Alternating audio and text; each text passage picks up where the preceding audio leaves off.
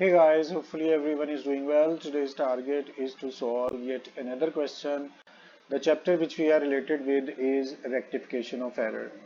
आपको अच्छी तरह से पता है कि इस चैप्टर के अंदर चूंकि ये अराउंड 7th क्वेश्चन है, दो पार्ट्स आपको शो हो रहे हैं। एक लेफ्ट साइड पे जो दो कॉलम्स आपको नजर आ रहे हैं, ये रफ वर्क है, पेपर में it's not required. You are needed to solve your question through journal entries. This yellow part is important and required in examination. तो आपको सिर्फ येलो पार्ट सॉल्व करना है। ये क्वेश्चन चूंकि हमने बुक से पिक किया है मगर ये ब्लरी था, तो I have written all 6 statements over here, so you do not need to bother to look at this paper side. आप यहाँ से आसानी से पढ़ सकते हैं और आपको यहीं से प्रिपेयर करना है। So this was your brief introduction about the question. आपको टारगेट भी पता है, इस क्वेश्चन का वे और मेथोडोलॉजी भी पता है। So we are ready to solve our question. Let's begin. पहली एंट्री पढ़ते हैं। Total of credit side of Mohsin. मैंने आपको पहले भी बताया है कि एसेट, लायबिलिटी, एक्सपेंस और इनकम, ये चार चीजें पहले से कंफर्म होती हैं कि इन्हें डेबिट करना है या क्रेडिट करना है।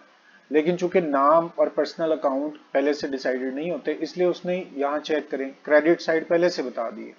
सो क्रेडिट साइड ऑफ मोहसिन, हम एहतियातन यहाँ पर लिख लेते हैं कि मोहसिन को क्रेडिट करना था। तो टू के साथ लिख लिया, सेकंड लाइन में लिख लिया, मोहसिन को क्रेडिट करना था। वाज ओवरकास्ट, ये बहुत इंपॉर्टेंट लाइन है। ओवरकास्ट में हमने पहले से ये बात सीखी थी कि अगर ओवरकास्ट ज्यादा लिख दिया है तो ओपोजिट साइड पे जाके उसका इंपैक्ट खत्म कर सकते हैं। अब मोहसिन की एक्चुअल साइड जो राइट साइड थी वो क्रेडिट थी।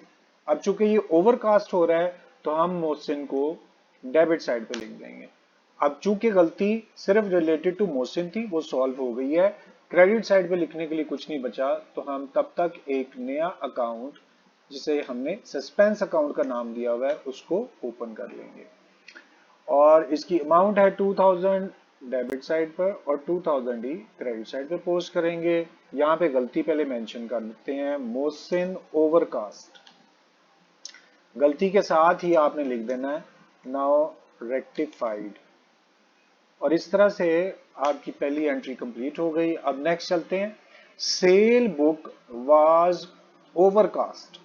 Cell book was overcast. वैसे ऊपर अंडरकास्ट लिखा हुआ है, हम इस एंट्री को यहां से चेंज करके अंडरकास्ट लिखते हैं, ज्यादा बेटर है क्योंकि ओवरकास्ट की प्रैक्टिस हमने ऊपर कर ली है। अब अंडरकास्ट की प्रैक्टिस भी हमें साथ में हो जाएगी। अच्छा, सबसे पहले आपने ये देखना है कि सेल, सेल की असल जगह कौन सी है। वो आपको पता है सेल इनकम है, इनकम क्रेडिट होती है, तो सेल्स को आप क्रेडिट साइड पे लिख दें। ये सिर्फ रफ वर्क के तौर पे आपको याद रहे कि सेल क्रेडिट होती है। अब गलती देखते हैं, अंडरकास्ट। और हमने पहले सीख लिया था कि अगर अंडरकास्ट हो यानी कम लिखा है, तो जिस जगह पे कम लिखा वहीं आपने जाके दोबारा लिखना है, यानी क्रेडिट को क्रेडिट ही रहने देना। सेल की असल जगह क्रेडिट है और अंडरकास्ट में भी हमने इसको क्रेडिट साइड पर ही लिखना है। सेल्स तो ठीक हो गई, अब डेबिट साइड पर लिखने के लिए कुछ नहीं बचा, तो तब तक आपने यहां पर एक सस्पेंस अकाउंट शो करा देना है। सो इसका मतलब है साथ ही आपके पास सस्पेंस अकाउंट आ गया। अमाउंट इसकी चेक करें, दैट वाज 2000। तो 2000 आपने डेबिट साइड पे लिखना है और 2000 को क्रेडिट साइड पे लिखना है। और यहाँ पे मेंशन कर दें सेल्स, और ये अंडरकास्ट थी। और आगे नाउ रेक्टिफाइड सबके साथ कॉमन आएगा। इस तरह से आपकी दूसरी एंट्री भी कंप्लीट हो गई। अब तीसरी देखें।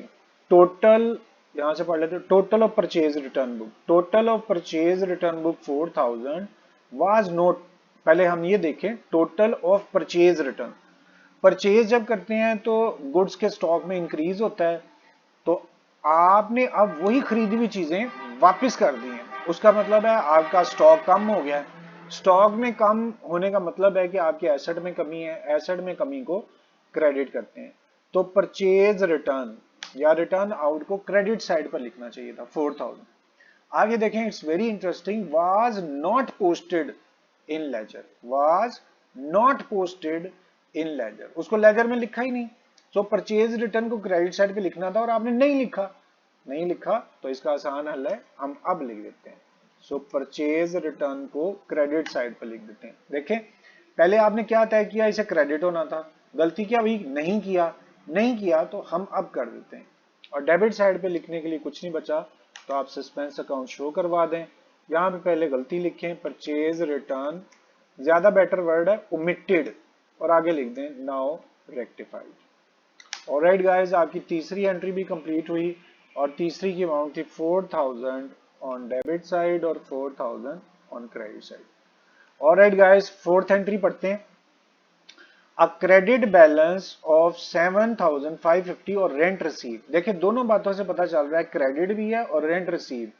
रेंट रिसीव वो तो आपकी इनकम होती है, और इनकम को क्रेडिट साइड पे लिखना होता है, इसलिए आप यहां रफ वर्क में टू रेंट यानी क्रेडिट साइड वाला रेंट लिख दें, और इसकी अमाउंट भी साथ में हम मेंशन कर देते हैं कि एक्चुअल अमाउंट थी 1500।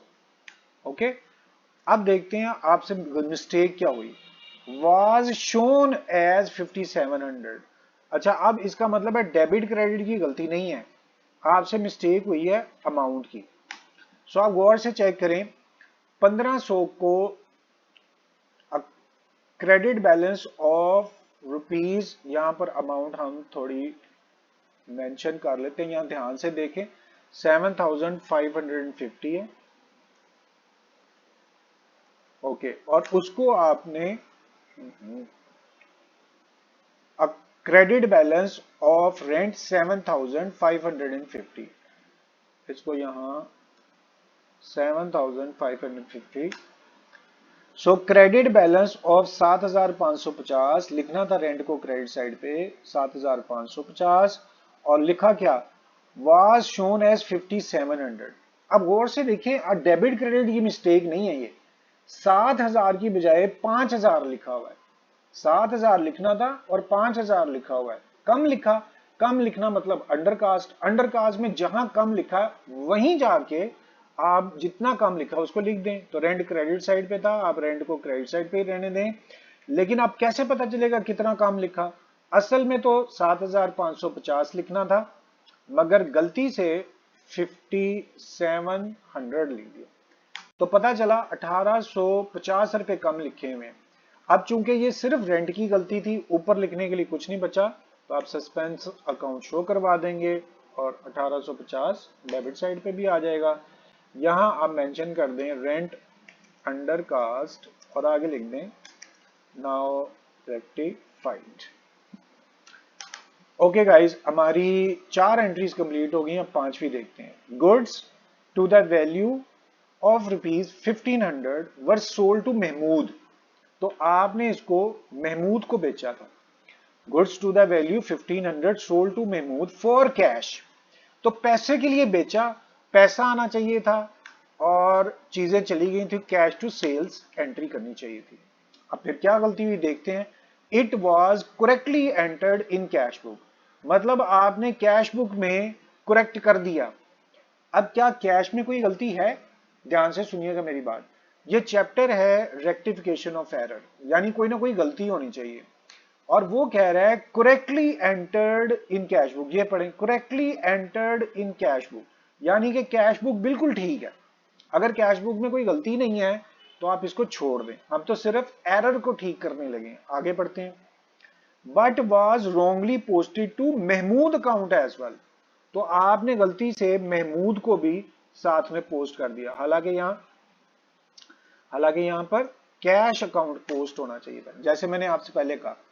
तो कैश भी लिख दिया है और महमूद भी लिख दिया, लेकिन आप याद रखें कैश तो ठीक है, क्योंकि यहां क्या कह रहा है, correctly entered in cash book, तो कैश में ठीक है, मगर गलती से एक एडिशनल वर्ड महमूद भी पोस्ट हो गया, तो महमूद गलत है।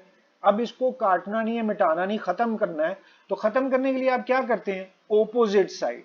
तो ये डेबिट साइड पे महमूद लिखा हुआ है, आप इसे क्रेडिट साइड पर लिखकर खत्म कर देंगे। अच्छा जी, महमूद को तो क्रेडिट कर दिया, कैश पहले से ही ठीक था, अब सेल की कोई गलती नहीं है, सिर्फ महमूद गलत लिखा हुआ था, उसको आपने पलटा के क्रेडिट साइड पर खत्म कर दिया। अब आपके पास ऊपर डेबिट साइड पे लिखने के लिए कुछ नहीं है, तो आप सस्पेंस अकाउंट पोस्ट कर दें। यहां पे मेंशन करें महमूद रॉन्गली एंटर्ड, आगे लिख दें नाउ रेक्टिफाइड। सिर्फ महमूद की गलती थी, वो एक्स्ट्रा लिखा हुआ था, उसको आपने खत्म कर दिया। महमूद की अमाउंट थी 1500, वो डेबिट साइड पे आ जाएगी और 1500 क्रेडिट साइड पे। लेकिन जी आज पहली दफा छठी एंट्री भी आई है, तो आप चेक करते जाएं। Discount column on debit side.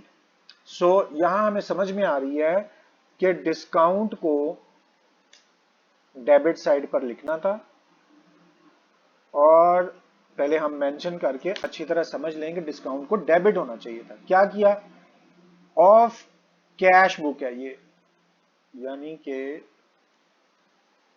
Cash book has been posted to credit side of discount. ध्यान से देखें, discount on debit side has been posted to the credit side.